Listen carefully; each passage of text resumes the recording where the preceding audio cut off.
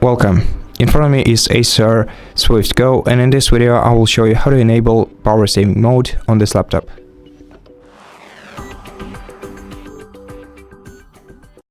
So to do that, you have to right click the battery icon on your status bar, then go to power and sleep settings, then select energy saver, expand this list, and to manually enable energy saver, you have to switch the toggle to the right.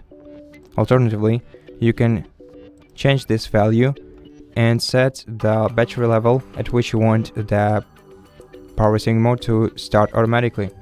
If you select always, this way your battery saver will enable each time you unplug the battery cable out of your computer. And by switching this toggle, you can toggle lowering screen brightness when you are using energy saver. And that's basically it. Thank you for watching this video. If you liked it, consider subscribing to our channel, leave us a like and a comment below, and I'll see you in the next one.